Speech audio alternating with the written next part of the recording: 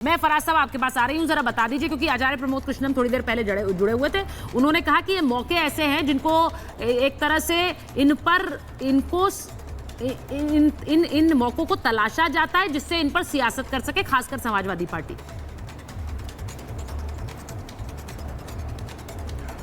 सुचारिता जी, बहुत बहुत धन्यवाद। आचार्य प्रमोद कृष्णन जी की मैं बहुत रिस्पेक्ट करता हूं। एक पब्लिक प्लेसेस पर देखिए वो कैसे नारे लगा रहे हैं।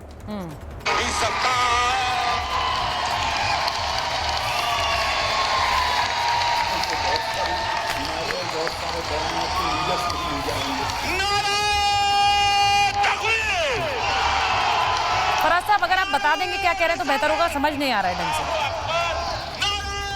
आप वर्बेटिम बता दीजिए क्या बोल रहे हैं। नाराए तकबीर अल्लाहु अकबर, नाराए विसालत अल्लाहु अकबर। हाँ। तो ये नाराए तकबीर अल्लाहु अकबर तो मैंने सुना था। ये अगला वाला जो उन्होंने नारा पढ़ा तो मैंने ये तो अच्छी बात है अगर वो ये कह रहे आचार्य हैं। जी के मुंह से पहले सुना, और ये पब्लिक प्लेस पर एक फंक्शन हो रहा था। खैर सुनिए, लेकिन आचार्य जी की रिस्पेक्ट है, वो अच्छे सेक्युलर आदमी हैं। सुचारिता जी, मैं अपनी शुरुआत जो है वो एक शेर से करूंगा। हाँ जी। कि तुमसे पहले जो एक शख्स यहाँ तख्त नशीन था, हाँ। उसको भी अपने खुदा होने पर बहुत यकीन था। देखिए हो क्या रहा है कि अभी आपने अपने शुरुआती संबोधन में तुष्टीकरण गैंग की बात की। पता नहीं मोदी जी को क्या हो गया, वो भी अब तुष्टीकरण करने लगे हैं। सुना है कि सौगात ईद में सेवैयां बांट रहे हैं। तो मतलब हमारे हिंदू भाइयों ने क्या कोई गलती की थी कि होली में उनको कुछ सौगात होली, कुछ गुजिया, कुछ रंग, कुछ एक पैकेट बना करके दे देते? मतलब ये क्या हो रहा है कि अभी तक तो इल्जाम लगाते थे कि कांग्रेस तुष्टीकरण कर रही है, अब भारतीय जनता पार्टी भी तुष्टीकरण करने लगी। अब मैं सुचारिता जी आ जाता हूं। देखिए, जहां तक रही बात सड़कों पर नमाज पढ़ने की, मैं भी नहीं मानता हूं कि सड़कों पर नमाज नहीं पढ़नी चाहिए। और ये सही है कि इस्लाम इस चीज की इजाजत नहीं देता है कि अगर आपके किसी भी पब्लिक प्लेस पर नमाज पढ़ने से दूसरों को कोई दिक्कत हो रही है तो वहां पर रिकमेंडेड नहीं है कि नमाज नहीं पढ़नी चाहिए। लेकिन अब यहां पर सवाल आ जाता है इंटेंशन का।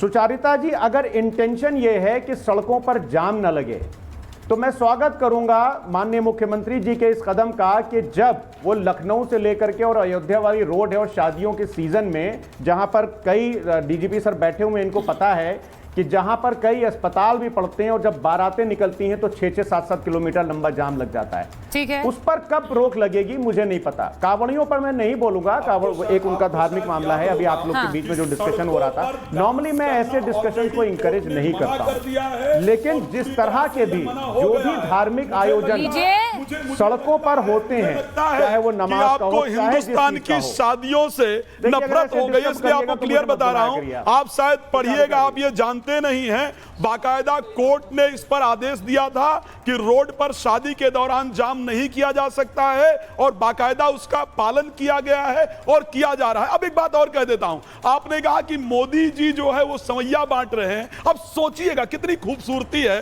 हिंदुओं में और सनातनियों में। किसी ने नहीं कहा कि मोदी जी गैर संवैधानिक कार्य कर रहे हैं। अच्छा, वही मोदी जी अगर अयोध्या राम मंदिर प्राण प्रतिष्ठा में चले जाएं तो आप छाती पीटना प्रारंभ कर देते हैं कि साहब ये तो असंवैधानिक हो गया। एक प्रधानमंत्री पद पर बैठा हुआ व्यक्ति कैसे पहुंच गया राम मंदिर की प्राण प्रतिष्ठा में? तो ये सोचिए, ये हिंदुओं का बड़ा दिल है, ये सनातनियों का बड़ा दिल है। नहीं, पर वो कह रहे हैं फिर बड़ा दिल दिखाइए, हमें भी हमें भी पढ़ने दीजिए सड़क पर नमाज। दो चीजें कहना चाहूंगा। देखिए, छत पर मैं फिर पहले ये क्लियरिफाई होगा, 1 मिनट 30 सेकंड पहले ये क्लियरिफाई होगा कि भाई छत पर पत्थर मारने के लिए इकट्ठा हो रहे हो या नमाज पढ़ने इकट्ठा हो रहे हो? अच्छा सुनिए,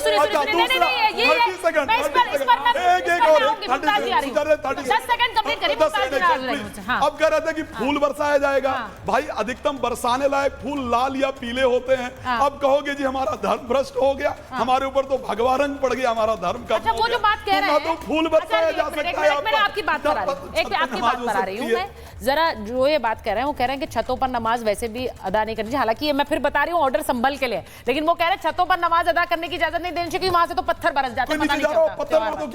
देखिए, ऐसा है, हम दिल्ली के रहने वाले हैं और डीजीपी सर बैठे हुए हैं। जब यहाँ से परेड निकलती है दिल्ली में, दरियागंज से गुजरती है, तो अगर कहीं उनको लगता है कि सिक्योरिटी चाहिए तो छतों पे बाकायदा सिक्योरिटी तैनात कर दी जाती है। ठीक है। ये मतलब इंतजाम सिक्योरिटी दिया जाए, आपका मतलब वहां भले एक मिनट वहां नमाज पढ़ाया जाए फिर आपको सिक्योरिटी दिया जाए, ये कौन सा विषय है भाई? ये कौन सा विषय है? मतलब आप नमाज पढ़िए, मेरा काम है, ये धर्म का काम है, ये हिंदुस्तान का काम है, मेरा काम है, मेरा काम है। अगर आप बकवास कर रहे हो, आप बकवास कर रहे हो, बकवास कर रहे हो।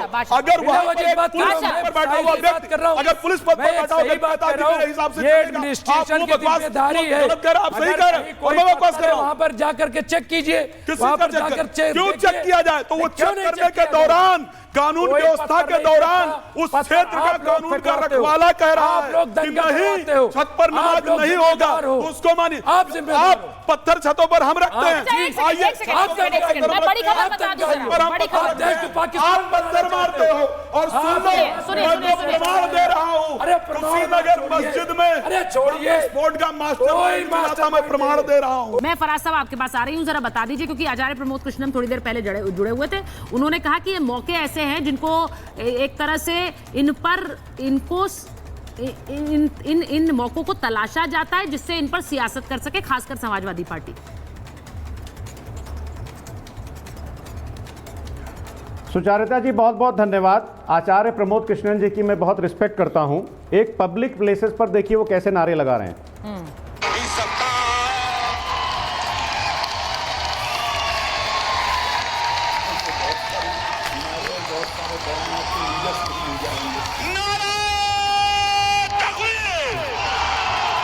फराज साहब अगर आप बता देंगे क्या कह रहे हैं तो बेहतर होगा, समझ नहीं आ रहा है ढंग से। आप वर्बेटिम बता दीजिए क्या बोल रहे हैं। नाराए तकबीर अल्लाहु अकबर, नाराए विसालत अल्लाहु अकबर। हाँ। तो ये नाराए तकबीर अल्लाहु अकबर तो मैंने सुना था, ये अगला वाला जो उन्होंने नारा पढ़ा तो मैंने तो अच्छी बात है अगर वो ये कह रहे आचार्य हैं। जी के मुंह से पहले सुना, और ये पब्लिक प्लेस पर एक फंक्शन हो रहा था। खैर सुनिए, लेकिन आचार्य जी की रिस्पेक्ट है, वो अच्छे सेक्युलर आदमी हैं। सुचारिता जी, मैं अपनी शुरुआत जो है वो एक शेर से करूंगा। हाँ जी। कि तुमसे पहले जो एक शख्स यहाँ तख्त नशीन था, हाँ। उसको भी अपने खुदा होने पर बहुत यकीन था। देखिए हो क्या रहा है कि अभी आपने अपने शुरुआती संबोधन में तुष्टीकरण गैंग की बात की। पता नहीं मोदी जी को क्या हो गया, वो भी अब तुष्टीकरण करने लगे हैं। सुना है कि सौगात ईद में सेवैयां बांट रहे हैं। तो मतलब हमारे हिंदू भाइयों ने क्या कोई गलती की थी कि होली में उनको कुछ सौगात होली, कुछ गुजिया, कुछ रंग, कुछ एक पैकेट बना करके दे देते? मतलब ये क्या हो रहा है कि अभी तक तो इल्जाम लगाते थे कि कांग्रेस तुष्टीकरण कर रही है, अब भारतीय जनता पार्टी भी तुष्टीकरण करने लगी। अब मैं सुचारिता जी आ जाता हूं। देखिए जहां तक रही बात सड़कों पर नमाज पढ़ने की, मैं भी नहीं मानता हूं कि सड़कों पर नमाज नहीं पढ़नी चाहिए, और ये सही है कि इस्लाम इस चीज की इजाजत नहीं देता है कि अगर आपके किसी भी पब्लिक प्लेस पर नमाज पढ़ने से दूसरों को कोई दिक्कत हो रही है तो वहां पर रिकमेंडेड नहीं है कि नमाज नहीं पढ़नी चाहिए। लेकिन अब यहां पर सवाल आ जाता है इंटेंशन का। सुचारिता जी, अगर इंटेंशन ये है कि सड़कों पर जाम न लगे तो मैं स्वागत करूंगा माननीय मुख्यमंत्री जी के इस कदम का कि जब वो लखनऊ से लेकर के और अयोध्या वाली रोड है और शादियों के सीजन में जहां पर कई डीजीपी सर बैठे हुए हैं, इनको पता है कि जहां पर कई अस्पताल भी पड़ते हैं और जब बारातें निकलती हैं तो 6-6, 7-7 किलोमीटर लंबा जाम लग जाता है। ठीक है। उस पर कब रोक लगेगी मुझे नहीं पता। कांवड़ियों पर मैं नहीं बोलूंगा, कांवड़ एक उनका धार्मिक मामला है। अभी आप लोग के बीच में जो डिस्कशन हो रहा था, नॉर्मली मैं ऐसे डिस्कशन को इंकरेज नहीं करता हूं, लेकिन जिस तरह के भी जो भी धार्मिक आयोजन सड़कों पर होते हैं, चाहे वो नमाज का हो, हिंदुस्तान की शादियों से नफरत हो गई, इसलिए आपको क्लियर बता रहा हूं। आप शायद पढ़िएगा, आप ये जानते नहीं हैं, बाकायदा कोर्ट ने इस पर आदेश दिया था कि रोड पर शादी के दौरान जाम नहीं किया जा सकता है, और बाकायदा उसका पालन किया गया है और किया जा रहा है। अब एक बात और कह देता हूं, आपने कहा कि मोदी जी जो है वो सवैया बांट रहे हैं। अब सोचिएगा कितनी खूबसूरती है हिंदुओं में और सनातनियों में। किसी ने नहीं कहा कि कि मोदी जी गैर संवैधानिक कार्य कर रहे हैं। अच्छा, वही मोदी जी अगर अयोध्या राम मंदिर प्राण प्रतिष्ठा में चले जाएं तो आप छाती पीटना प्रारंभ कर देते हैं कि साहब ये तो असंवैधानिक हो गया। एक प्रधानमंत्री पद पर बैठा हुआ व्यक्ति कैसे पहुंच गया राम मंदिर की प्राण प्रतिष्ठा में? तो ये सोचिए, ये हिंदुओं का बड़ा दिल है, ये सनातनियों का बड़ा दिल है। नहीं, पर वो कह रहे हैं फिर बड़ा दिल दिखाइए, हमें भी हमें भी पढ़ने दीजिए सड़क पर नमाज। दो चीजें कहना चाहूंगा। देखिए छत पर मैं फिर क्लैरिफाई पहले ये क्लियरिफाई होगा, 1 मिनट 30 सेकंड पहले ये क्लियरिफाई होगा कि भाई छत पर पत्थर मारने के लिए इकट्ठा हो रहे हो या नमाज पढ़ने इकट्ठा हो रहे हो? अच्छा सुनिए नहीं, ये 30 सेकंड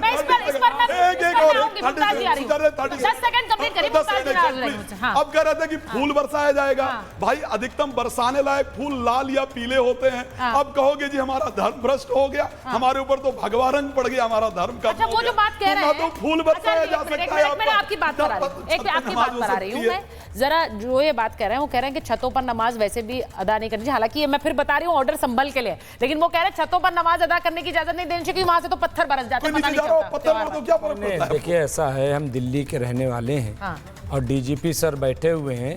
जब यहाँ से परेड निकलती है दिल्ली में, दरियागंज से गुजरती है, तो अगर कहीं उनको लगता है कि सिक्योरिटी चाहिए तो छतों पे बाकायदा सिक्योरिटी तैनात कर दी जाती है। ये मतलब सिक्योरिटी दिया जाए, आपका मतलब वहां पहले 1 मिनट वहां नमाज पढ़ाया जाए फिर आपको सिक्योरिटी दिया जाए? ये कौन सा विषय है भाई? ये कौन सा विषय है? मतलब आप नमाज पढ़िए, मेरा काम है, ये धर्म का काम है, ये हिंदुस्तान का काम है, मेरा काम है, मेरा काम है। आप बकवास कर रहे हो, आप बकवास कर रहे हो, बकवास कर रहे हो। अगर वहां पर बैठा हुआ व्यक्ति, अगर पुलिस पद पर बैठा हुआ व्यक्ति हिसाब से एडमिनिस्ट्रेशन की जिम्मेदारी है। आप सही कह रहे हैं, मैं बकवास कर रहा हूं। वहां पर जाकर के चेक कीजिए, वहां पर जाकर क्यों चेक किया जाए? तो वो चेक करने के दौरान कानून व्यवस्था के दौरान उस क्षेत्र का कानून का रखवाला कह रहा है कि नहीं, छत पर नमाज नहीं होगा, उसको मानिए। आप पत्थर छतों पर हम रखते हैं। आप पत्थर मारते हो और प्रमाण दे रहा हूँ, कुशीनगर मस्जिद में छोड़िए स्पोर्ट का मास्टर मैं प्रमाण दे रहा हूँ।